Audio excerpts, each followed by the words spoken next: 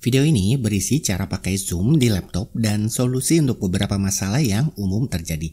Daftar waktu isi video dapat sobat lihat di deskripsi atau komentar yang dipin agar bisa langsung menuju bagian yang ingin diketahui saja jadi nggak buang-buang waktu.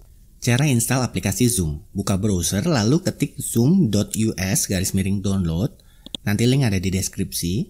Pilih Zoom Client for Meetings. Klik download. Buka file Zoom Installer, lalu ikuti saja proses instalasinya. Cara login Zoom. Buka aplikasi Zoom dengan cara klik 2 kali, klik sign in.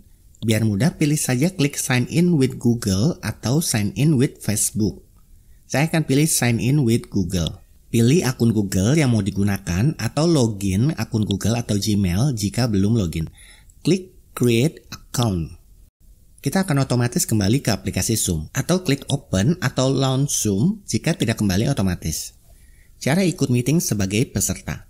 Cara pertama, tinggal klik link yang diberikan oleh penyelenggara seperti ini contohnya. Klik Open Zoom untuk membuka aplikasi Zoom. Klik Join with Video untuk mengaktifkan web kamera, atau pilih Join without video jika tidak mau. Kalau ada permintaan izin akses kamera atau mic, pastikan pilih allow atau izinkan. Setelah itu kita tunggu sampai penyelenggara atau host mengizinkan kita ikut meeting. Setelah itu kita klik join with computer audio. Kalau tidak diklik, kita tidak akan bisa dengar suara apa-apa. Setelah itu kita sudah sukses masuk ke ruang meeting online. Cara kedua dengan ID meeting. Kita buka aplikasi Zoom, lalu klik join, masukkan ID meeting yang kita dapat dari penyelenggara. Klik join, masukkan password, minta ke penyelenggara atau host untuk passwordnya. Klik join meeting. Setelah itu langkahnya sama seperti masuk melalui link sebelumnya. Untuk mengganti nama kita, klik participants, cari nama kita, klik more, rename, ketik nama baru, oke. Sekarang jika sobat bertindak sebagai host atau penyelenggara. Lalu di sebelah tulisan New Meeting, kita klik panah kecil ke bawah. Ada pilihan Use My Personal Meeting ID atau PMI. Kalau ini dicentang, maka ID meeting akan selalu sama.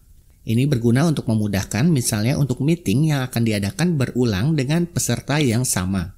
Kali ini saya pilih tidak centang, klik New Meeting untuk memulai. Klik Join with Computer Audio. Untuk mengaktifkan web kamera, kita klik di tulisan Start Video. Untuk mengundang orang ikut meeting, klik Manage Participants, klik Invite. Yang atas adalah ID meeting, sedangkan untuk password ada di sini. Kita klik Copy Invitation. Ini akan menampilkan selain URL juga meeting ID dan password. Setelah itu, sobat bisa kirim ini melalui email atau yang lain. Dalam contoh kali ini saya akan kirim lewat WhatsApp. Setelah itu peserta bisa klik link atau memasukkan meeting ID untuk ikut seperti yang sudah ditunjukkan awal tadi. Jika sobat bertindak sebagai host, maka akan muncul fitur security. Kalau diklik, kita akan ada pilihan lock meeting. Kalau ini dicentang, maka tidak ada peserta baru yang bisa ikut atau masuk. Lalu ada pilihan enable waiting room dan pilihan lain seperti yang terlihat di layar. Kalau kamu centang Enable Waiting Room, maka peserta yang mau join meeting harus mendapat persetujuan dari host dulu sebelum bisa masuk. Ini contohnya ada peserta yang mau ikut, akan muncul notifikasi seperti ini. Klik Admit untuk mengizinkan peserta masuk atau klik See Waiting Room untuk melihat lebih jelas. Untuk lihat daftar peserta bisa juga dengan klik Manage Participations. Yang atas ini adalah Waiting Room atau ruang tunggu. Ini statusnya mereka belum bisa lihat maupun dengar meeting. Ketika host klik admit, baru peserta bisa masuk. Ya, ini tampilan kamera dari peserta. Di list peserta, kita bisa mute atau matikan mic peserta. Kalau kita klik more di nama peserta, akan muncul pilihan seperti ini.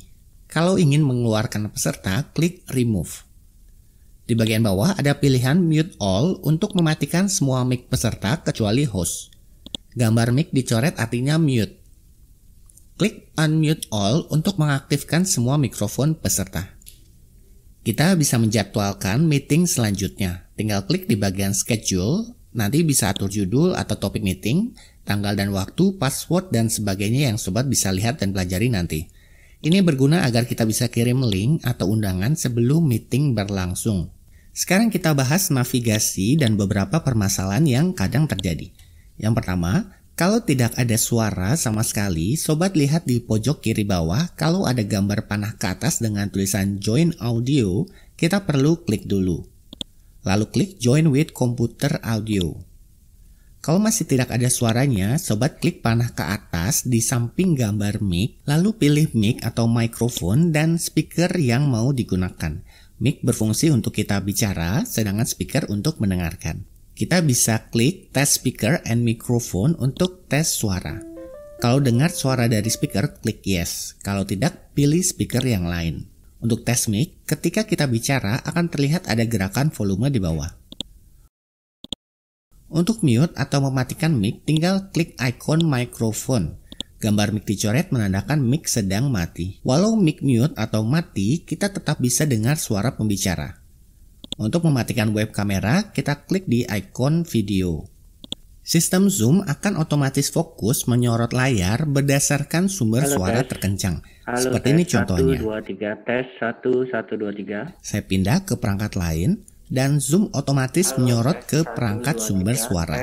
Khusus untuk host, kita bisa spotlight video atau fokuskan video ke salah satu peserta saja. Jadi tidak ganti-ganti seperti barusan.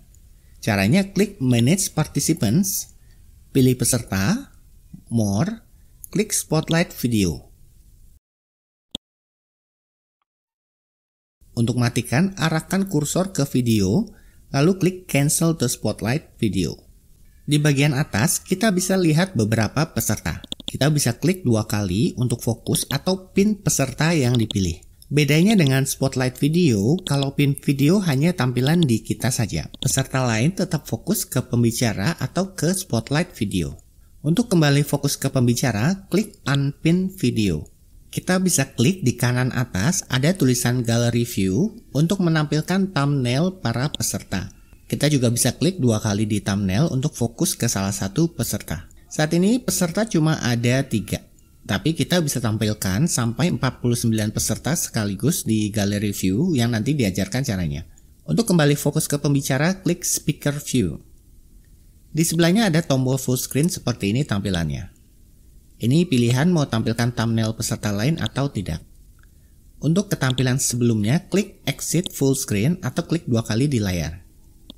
Untuk melihat list daftar peserta, klik Participants. Klik Raise Hand untuk angkat tangan seperti di dalam kelas untuk minta izin bicara atau lainnya. Klik Chat untuk mengirimkan pesan teks. Kita bisa pilih untuk kirim pesan ke semua peserta atau everyone, atau khusus mengirim pesan ke peserta tertentu saja. Kita sebenarnya bisa kirim file lewat fitur chat, tapi ini sepertinya khusus untuk sesama pengguna laptop atau PC. Karena saat saya coba kirim file, perangkat yang menggunakan ponsel Android tidak dapat menerima file tersebut. Lalu reaction hanya ada 2 pilihan seperti ini. Ini berguna misalnya untuk voting suatu keputusan. Untuk menampilkan PowerPoint, kamu buka dulu filenya, lalu atur menjadi full screen dengan klik icon ini atau tekan F5. Nah, karena ini tampilan full screen, maka untuk kembali ke aplikasi Zoom, kamu bisa tekan dan tahan tombol Alt, lalu tekan Tab beberapa kali sampai berpindah ke aplikasi Zoom. Setelah itu pilih Share Screen. Kita pilih PowerPoint yang full screen. Ini adalah tampilan ketika Share Screen aktif. Panel kontrol ada di atas sini yang akan muncul menu tambahan kalau kita arahkan mouse di bagian sini. Pilih menu Annotate untuk menampilkan fitur Drawing. Ketika ada yang share screen, peserta lain juga bisa mengaktifkan fitur Annotate untuk menanggapi. Dan untuk kontrol PowerPoint, tinggal pencet tombol kiri dan kanan di keyboard seperti biasa. Kalau tidak gerak, klik dulu di tengah layarnya.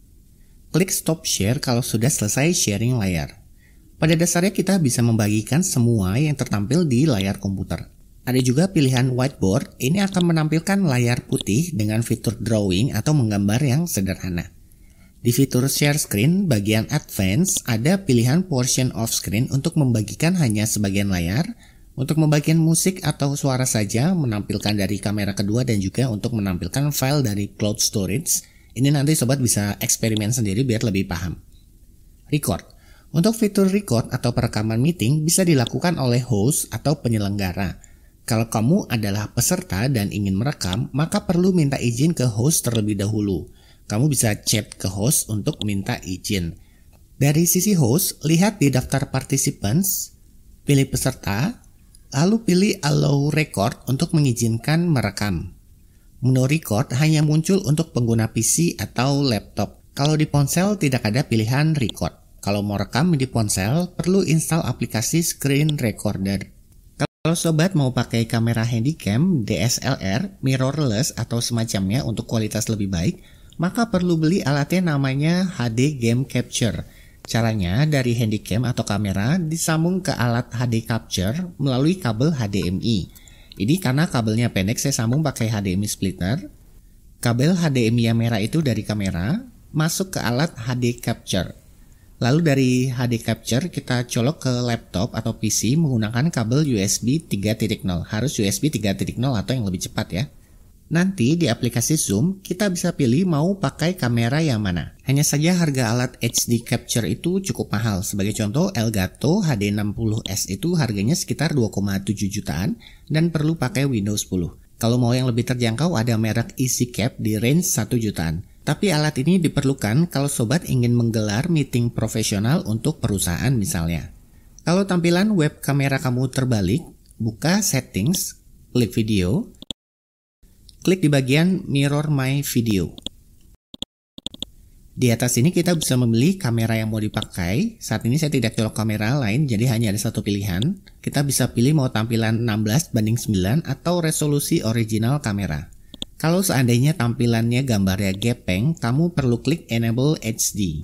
Kalau kita scroll ke bawah akan ada pilihan Display up to 49 participants. Sobat centang ini kalau mau saat gallery view bisa melihat peserta sampai 49 orang. Untuk mengganti background, kita klik di Virtual Background, lalu pilih dari beberapa background yang disediakan. Fitur ini berfungsi baik kalau latar belakang sobat adalah warna solid dan tidak ada tekstur. Sebagai contoh, latar belakang saya ini tidak polos dan hanya bagian samping dispenser air saja yang datar yang bisa menampilkan virtual background. Ini saya ambil kertas putih dan background mulai terlihat. Tapi karena baju saya warnanya mirip, jadi berantakan kelihatannya. Kalau mau hasilnya bagus, disarankan pakai background yang warna hijau polos atau istilahnya itu green screen. Kalau mau pakai background sendiri, klik tanda plus di atas kanan ini, lalu pilih Add Image atau Add Video. Sebagai contoh saya pakai foto ini. Terakhir, kalau mau keluar dari meeting, kamu harus klik Leave Meeting kalau kamu adalah peserta. Kalau kamu host, maka pilihannya adalah End Meeting. Kalau sobat pilih End Meeting for All, maka meeting akan berhenti total. Tapi kalau pilih Leave Meeting, maka hanya kamu saja yang pergi. Tapi meeting masih bisa berjalan. Syaratnya harus pilih orang lain dulu yang bertindak sebagai host. Sebagai contoh, saya pilih peserta ini. Klik More, Make Host. Yes. Bisa dilihat pilihannya sekarang Leave Meeting bukan End Meeting seperti sebelumnya. Dan kita bisa leave atau keluar dari meeting tapi meeting tetap berjalan. Demikian video kali ini, semoga berguna dan terima kasih sudah menonton.